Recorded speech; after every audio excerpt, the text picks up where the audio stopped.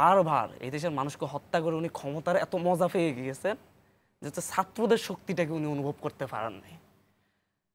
উনি খুবই মানে বাংলাদেশের ইতিহাসে আমি জানি না বিশ্বের ইতিহাসে এমন কোনো ফ্যাসিস্ট সরকার বা এমন কোনো সরকার ছিল কিনা একই সাথে অভিনয় ভালো পারতেন, একই সাথে হচ্ছে এক হাতে মানে হচ্ছে মুখে মিষ্টি কথা হাতে রক্ত স্পষ্ট। একটা যৌক্তিক আন্দোলন নিয়ে যখন ছাত্র সমাজ রাস্তায় নেমেছে, যেদিন 15 তারিখে আমাদের উপর হামলা হয়, 14 তারিখে সকালবেলা আমাদের সাথে উনি ওনার প্রতিনিধি পাঠাইয়া আমরা 3 জন সহ আমরা আলোচনা করি। বিকেলবেলা ওনার প্রতিনিধি দল আমাদের সাথে বসবেন মন্ত্রী।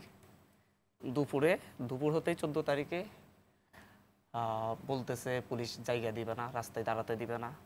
প্রধানমন্ত্রী মন্ত্রীরা বলতেছে, ওবায়দুল কাদের বলতেছে হচ্ছে ছাত্রলীগ দেখে নিবে। এরপরের দিন ছাত্রলীগ দেখে নিয়েছে, মানে শিক্ষার্থীদের উপর নারীদের উপর হামলা করছে। একসাথে বলতেছে হচ্ছে আমি তোমাদের সাথে বসতেছি, আবার হচ্ছে পরে হামলা করতেছে। 16 তারিখ 17 তারিখ থেকে দেশের মানুষকে হত্যা করা শুরু করছে। একটা মজা পেয়ে গেছে, মানে হচ্ছে আমার একটা ইগোইস্টিক, আমার কাছে কেউ দাবি আদায় করে নিবে, ফ্যাসিস্ট যেটা হয়। মানুষকে গণহারে হত্যা করে দমন করার চেষ্টা করছে, বাট এটা ছিল ছাত্ররা, শিক্ষার্থীরা।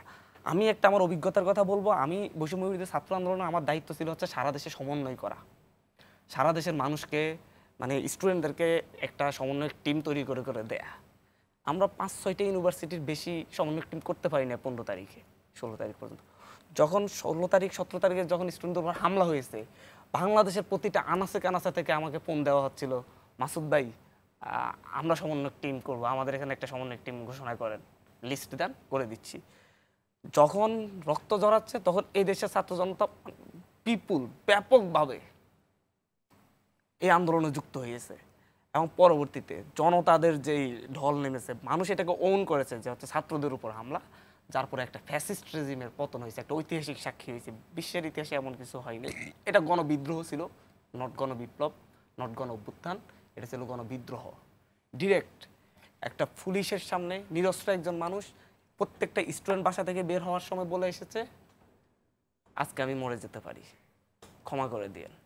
আমি আমার বাবা আমাকে বলেছি যেদিন 1 দফা ঘোষণা করবো আমি, সেই দিন আমি আমার বাবাকে ফোন দিয়ে বলছি, আম্মু আপনার বাড়িটা ছেড়ে দেন, আর হচ্ছে আমাকে মাফ করে দিয়েন, আপনার 3টা সন্তান, একটা সন্তান মনে করেন হচ্ছে এর জন্য গেছে। আমাদের মধ্যে একটা টেস্ট ছিল যে আমাদের ভাইদেরকে হত্যা করেছে তাকে আমরা ছাড় দিব না। উনি যখন আন্দোলন ওনার যখন ব্যাহত হয়ে যায়, যেদিন হচ্ছে আপনার 18 তারিখ যখন আন্দোলন উনি দমন করতে পারছিলেন না, তখন উনি এবার আহ্বান জানাচ্ছেন সংলাপের। ডিবি অফিস থেকে আমাকে ফোন দেওয়া হয়েছিল, আমাদের 3 জনকে জোর করে ধরে নিয়ে যাওয়া হয়েছিল, আর ওদের মাধ্যমে আমাকে ফোন দিয়ে বলা হয়েছিল যে আসো। আমি বলছি যাব না।